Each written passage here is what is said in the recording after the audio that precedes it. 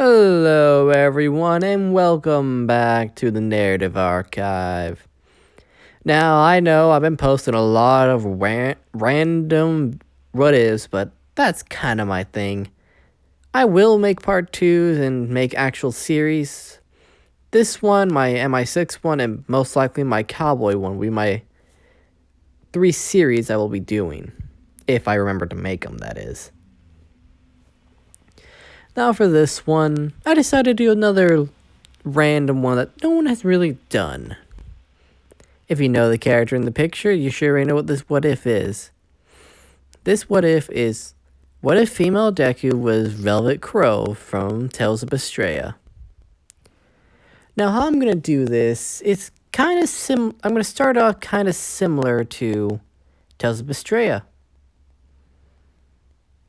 Velvet Midoriya is going to be Izuku's name in this one. Because 1, I'm not original, 2, it kind of fits. Her quirk is, well, not going to be awakened yet. But it's going to be Velvet's Therian mode.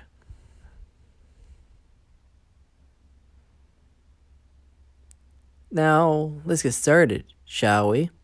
Just sit back, relax, grab a cup of tea or something, and enjoy the story.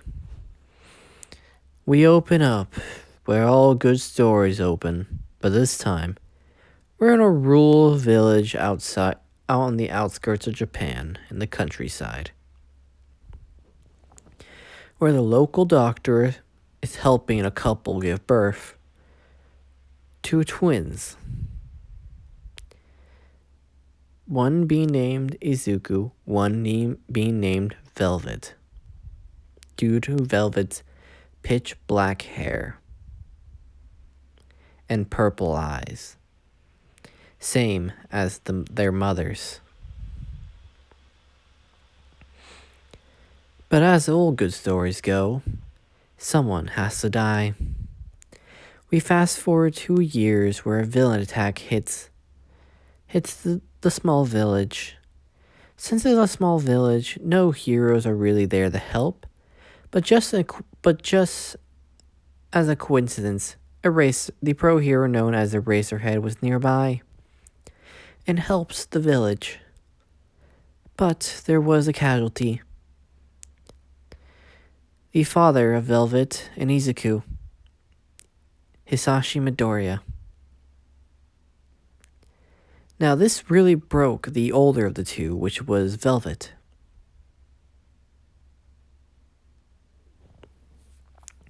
Velvet felt like that the heroes did nothing, even at a young age. At a young age, she was practically almost as smart as someone's double her age. She felt like heroes did nothing. Though a 2-year-old can't really comprehend good and evil right now. So, Velvet, we then fast forward about 5-ish years. There's 7. Izuku has awakened his telekinesis quirk, similar to his mother's. Velvet, however, is deemed quirkless. Izuku then doesn't, like a lot of those twin what-ifs, doesn't really bully Velvet. Instead, promises Velvet that he'll be the hero to protect her someday. Velvet encourages this, saying that I'll be with you every step of the way, dear brother. I'll be with you anytime you need someone to support you. At this point, she's made up her mind to still go to UA, but to make it into the support course to support her brother. However, fast forward 3 years. Let's fast forward about, since there's 7. Let's fast forward 8 years. They're 16 now. They're in around their sophomore year of high school. Well, for me, it would be freshman, so I'll do freshman. They're around their freshman year of high school near the end. I guess for Japan, it would be their senior year of junior high. So, yeah, let's just do that. In their senior year of junior high, getting ready to go over to high school, where another tragedy strikes. A group of villains known as a small group of villains known as the LOV attack the village to draw out All Might. To draw out two heroes. Actually, no, wait. To draw out two heroes in particular: All Might and Nana Shimura. I'm doing this a little bit later than canon, just so I can do something really devastating. Now, as the battle rages on, the villagers getting slaughtered left and right as Nana Shimura and All Might arrive. Before they arrive, though, Velvet gets her hand chopped off by a villain while she was protecting her brother. And right when her arm got chopped off, that's where All Might and Nana arrived. And then their fight with All for One goes to canon. Nana dies and All Might gets in a big injury.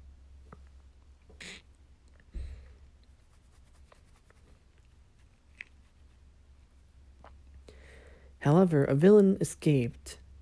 A low-tier villain escaped and slaughtered everyone in Velvet's family, including Izuku. But this villain's quirk allows him to manipulate people's memories. So he manipulated the surviving villagers' memories and All Might's to make them think that Velvet is the one that killed her own family out of spite.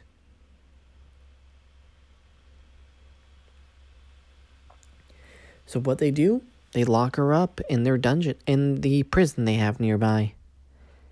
Being the prison you see in Bistrea, is a prison on an island. We fast forward another 2 years or so. Velvet's 18. It turns out she has heard through the grapevine, aka through some guards, that her and Izuku's old friend Bakugo has gotten to UA. Which makes her cringe since Bakugo was known for bullying people.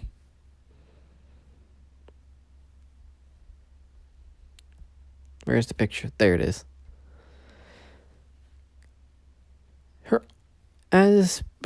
We rewind about a year before, and her quirk activated and her arm grew back, but it was different. It was like a demon's hand.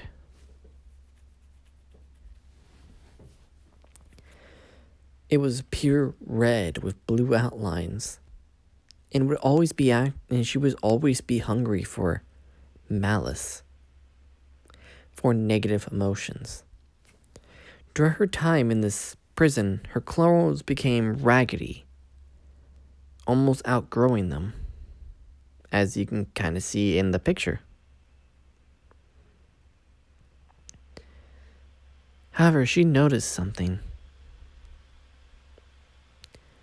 Her quirk would always be active if she didn't have something covering it.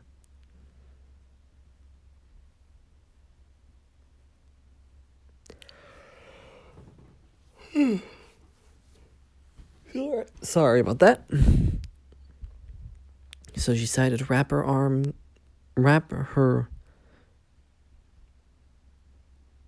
wait, left? Is that, yeah, that's the left. Wrap her left arm in bandages.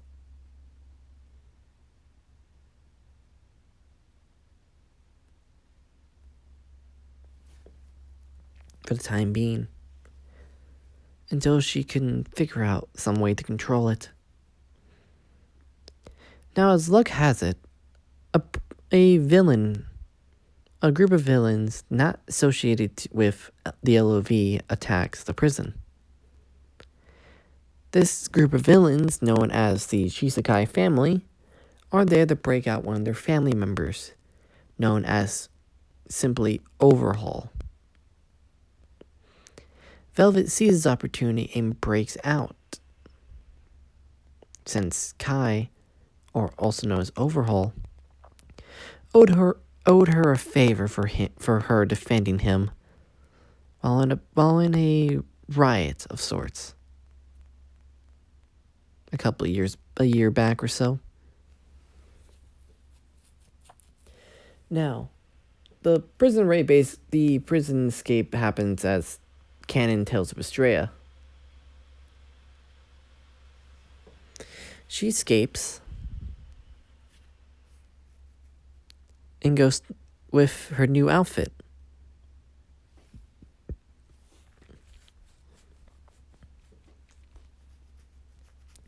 Velvet has changed during her time in the prison.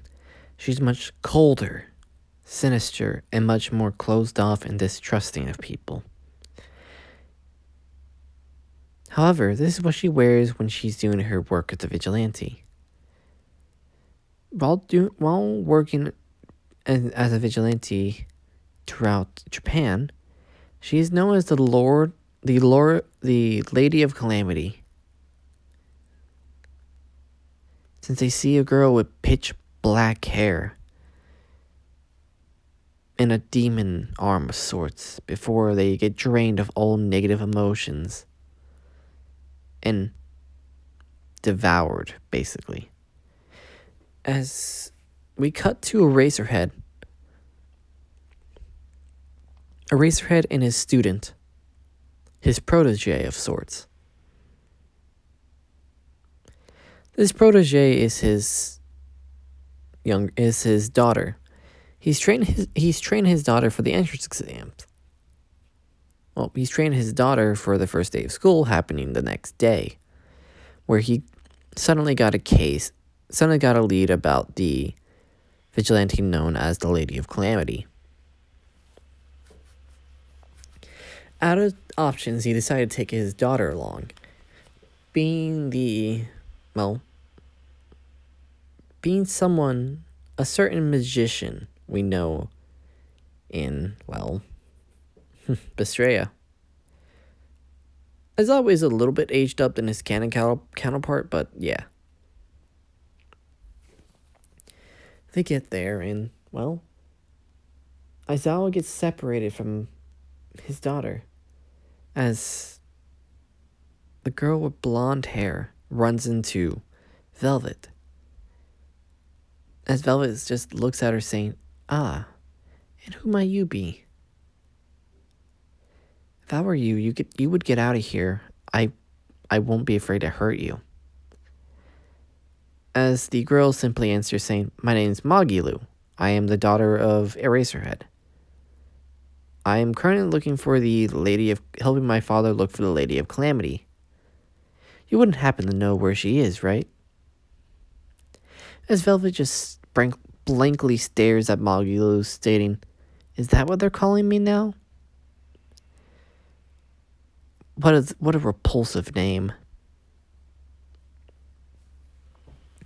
Maggi Lou simply looks up and just realizes that, oh shit, this is the Lady of Calamity. As she slowly starts backing up, and Velvet says, "Don't worry, I'm not going to hurt you. In fact, one of my abilities allow me to sense negative emotions off people. You seem to be pure of heart, but you are hiding something. Tell me, what are you hiding? If you tell me, I won't kill you." Mugler simply answers that she is couldn't be a hero student, but she feels like she doesn't belong there. She feels like she should belong at the side of the Lady of the Calamity for some weird reason. What I'm going to do is basically all the members of Velvet's crew will be somehow tied to her fate. Just like in Estrella.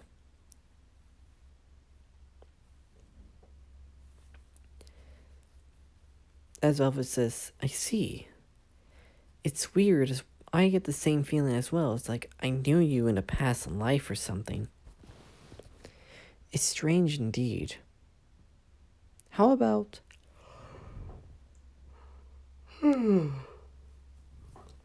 we make a deal. You help me, and I'll help you. In hell, you can consider me one of your friends. Right now, Maggi Lou won't get her Maggi Lou personality since she's just... since she doesn't get her familiar yet, so that's what I'm going to bring... she starts becoming her Maggi Lou personality once she starts getting more confident in herself. For right now, Maggi Lou is kind of like very self-conscious.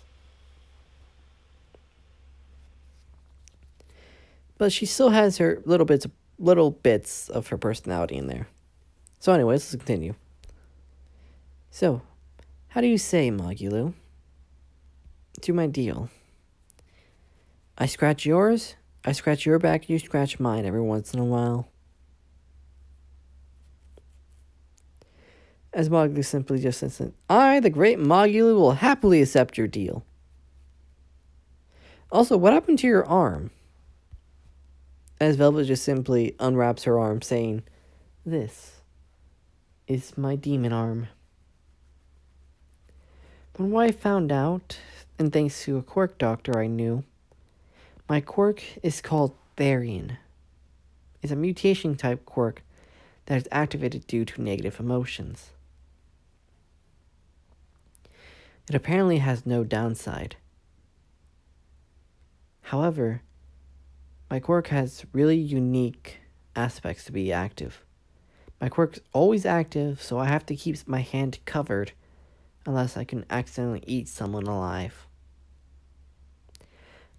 If someone has a quirk, if I devour someone completely with a quirk, I can turn their quirk into a support item of sorts, and I can use their quirk. Like this, as she points to the bracelet on her arm, saying, I got this from a fire user by the name of... I got this from a fire quirk user. I believe his name was Toya. I believe his name was Toya Todoroki. Yes, I've killed off Dobby. Because she's kind of going to be replacing Dobby. But she's kind of just going to be the wild card.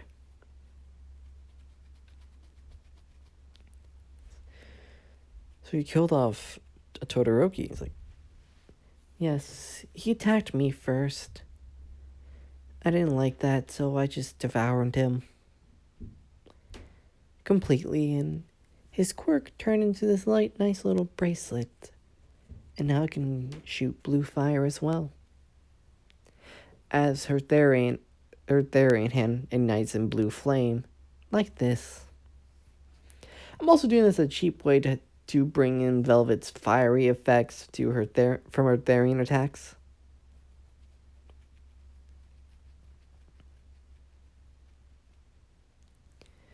Alright, Maggi Lou, as Velvet hands Maggi Lou her number, saying, I'll be in touch. Toodaloo. You might want to go back to your father. You might want to go back to your father before he sees us. He might think that you're friendly with a vigilante. Friendly with a villain, even though I prefer the term anti-hero. Toodles.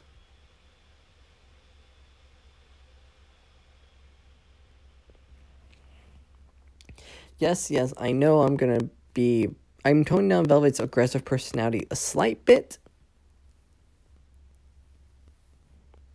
But I would actually say that her actual drawback is the more people she devour, the meaner her personality gets. So if she devours a couple more people, she will turn to actual Bestrea Velvet. For right now, she's still her good self, a weird mixture of her old self and her canon self from Astrea.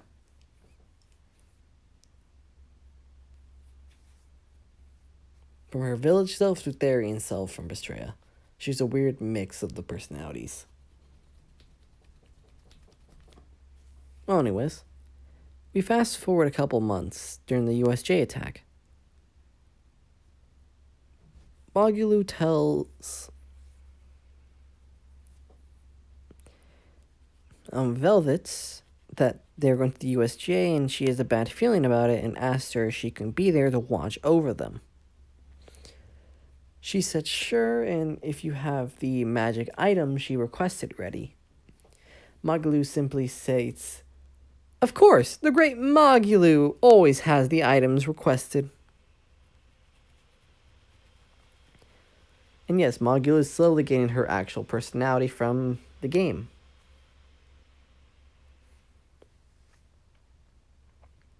They meet up outside UA about 2 hours before school starts, so people think that in their casual outfits, so people just think that whoever is with Maggi Lou is probably one of her friends.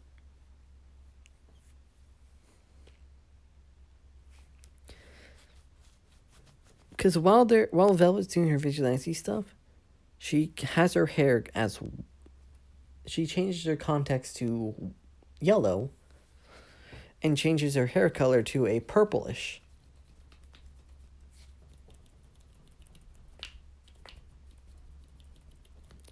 Velvet is personally knows Razorhead, now known as Aizawa. That she knows is Aizawa. She's met him, and Maggi Lou introduced her as Velvet Crowe. A friend of mine I met while I was training at Dagobah Beach with Mirio. In this AU as well. In this one, Maggi Lou is good friends with Mirio. Though Mirio doesn't like her much since she always tortures him with bad magic puns and basically what Maggi Lou does to the party in Astrea. Aizawa has a very weird suspicion about Velvet, but he can't put his finger on it.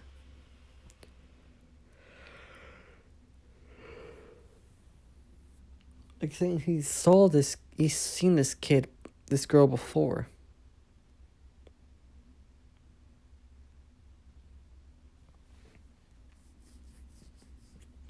And no, she does, thanks to Maggi Lou's magic, she can basically deactivate her quirk entirely now to get rid of her arm to make it look like she's a different person entirely who has been in who has seen villain battles before.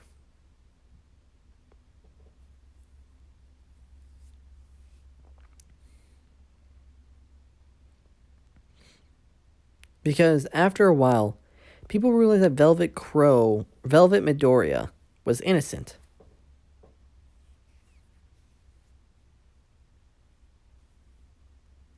And that she disappeared, possibly during the villain attack of the prison. People think that she used the chaos to get away from the villains, and heroes are looking for her, desperate to try to save her. Some heroes think that she joined the villains due to how we treated her. Being All Might and Nezu. Being All Might who thinks badly what he did.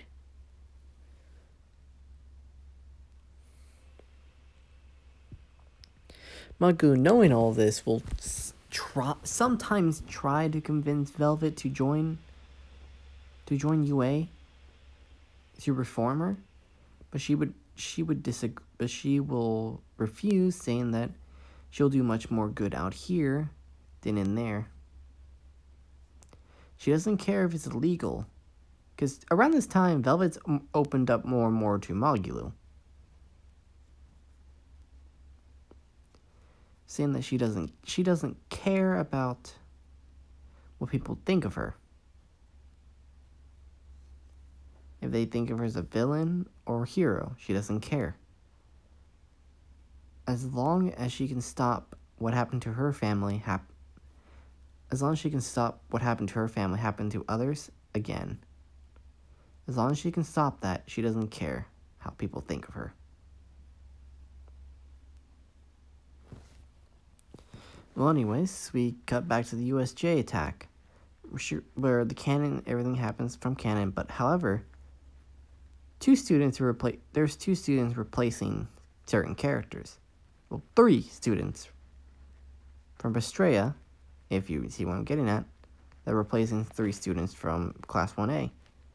One student being replaced is, well, obviously Mineta, who's getting replaced by Maggi Lou. Actually, no, Maggi Lou takes the place of Izuku in canon. Mineta gets booted out and gets replaced by Eleanor. There still would be 3, so yeah. Maggi just takes the place of Izuku.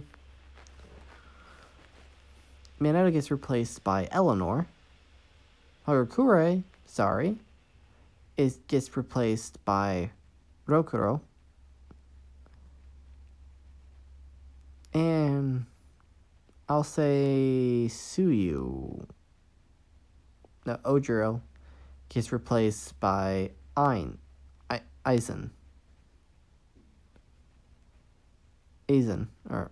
believe. The entirety of the Bestraya crew.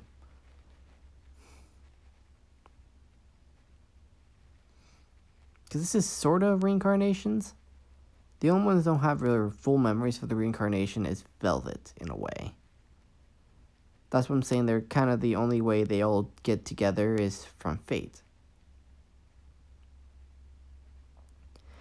Ainz's quirk being, well, what he normally does in fucking Bestraya. His coin. Always not having bad luck. However, he uses that to his advantage. And he has mostly a wind manipulation quirk, due to his main element being wind. We have Rokuro, which is, his ability is Blade Master. His Demon Blade Master.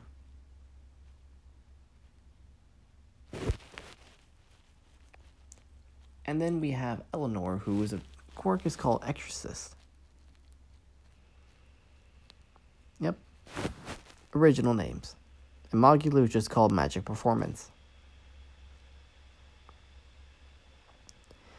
As the battle rages on, the Nomu gets released. However, before the Nomu gets released, Shigaraki gets stabbed in the back.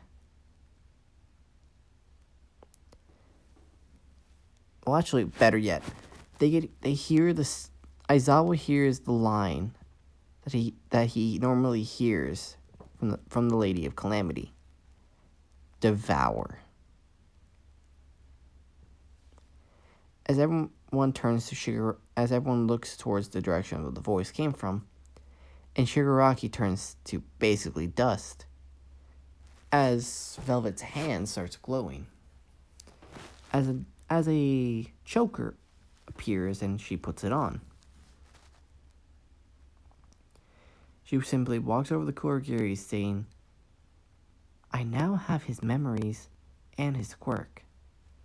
So I suggest you go run home to the little bitch known as All for One with your tail between your legs and tell him that the Lady of Calamity is coming for him.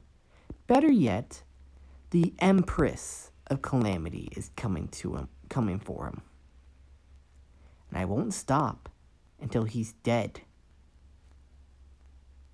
I'll hunt down every last one of you if I have to, until All for One is dead. So I suggest you leave before I hurt you even more, before I devour you as well. Obero. As Kurogiri just flinches at this thing like, right, ma'am.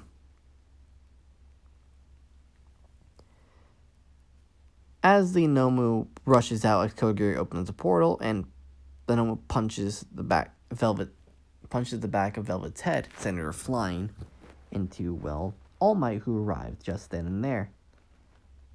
All Might basically catches Velvet and simply states, "You're under arrest." Velvet says, "You can arrest me later, but first we have to take out that thing."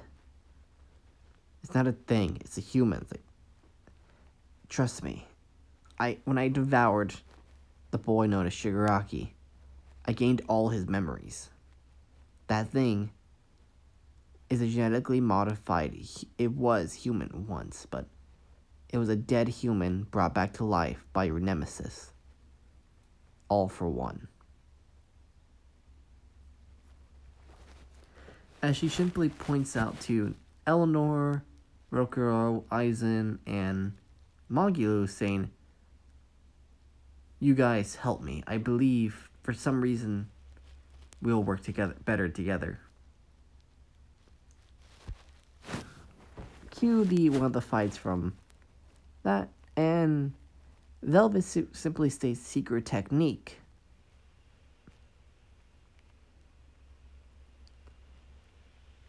Heaven's Claw, I believe, one of her Hell's Claw or something.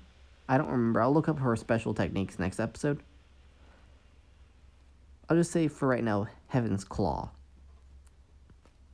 As basically her demon arm forms as she slices right through the Nomu, killing it instantly.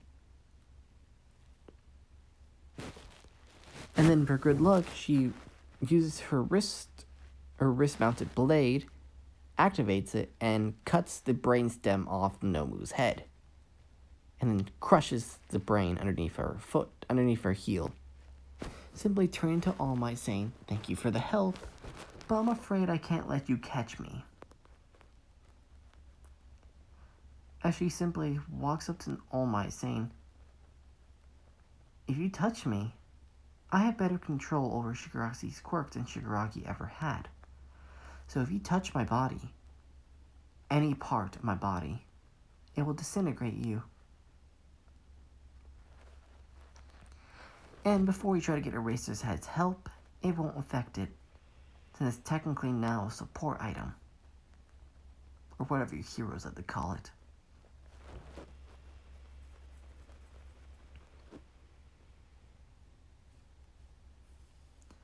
As they simply say, "My quirk allows me to turn people I fiend fit to turn into items. I can use their items that are basically has their quirk. However, these items are only linked to me, so no one else can use them. Now, toodaloo, All Might. I'll see you around." As she simply walks through the other end of the USJ and decays a small hole into it so she can walk out.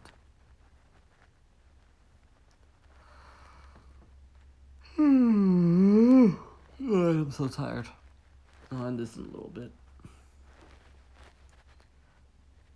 We fast forward about 2 days or so after the USJ attack.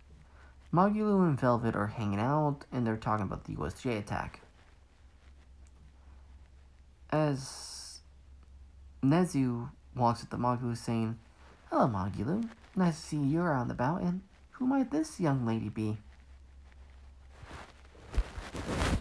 As Maggi Lou simply says, "Nezu, this is my friend Velvet Crowe.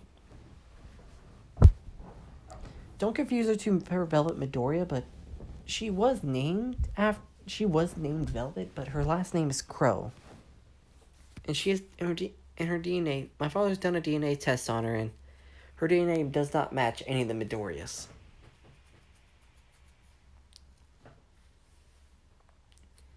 And from what my father's theory is, and from what me and Velvet have been discussing, it seems that Velvet Midoriya might be the Lord of Calamity, or the Lady of Calamity.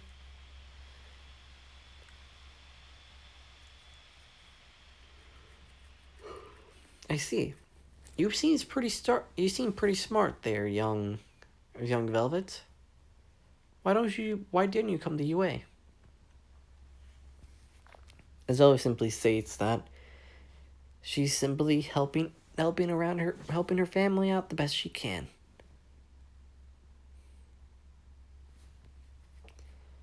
And she simply hugs Maggi Lou and says, "I'll see you later, Maggi Lou. Have fun at school."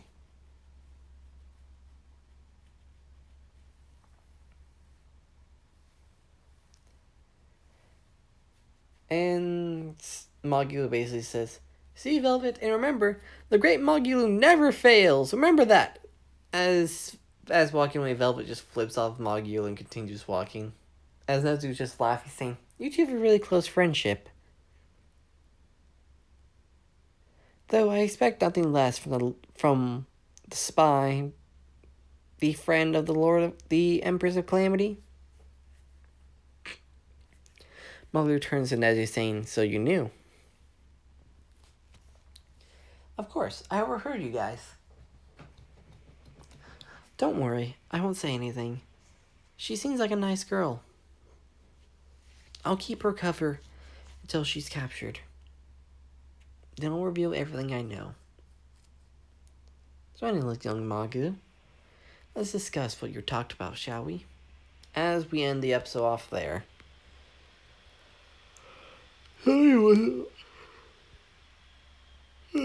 Sorry if it wasn't longer. I am getting a lot tired. It's about 5 a.m. here, so at least I think it's almost... Yeah, it's almost 5 a.m. here. So yeah. I really hope you guys enjoyed this one. And keep a lookout for part 2. I don't know when it's going to appear, but it will appear. So hope you guys enjoy, and remember, keep on surviving, survivors, because after all, it's a dangerous world out there. So for right now, let's put a bookmark in.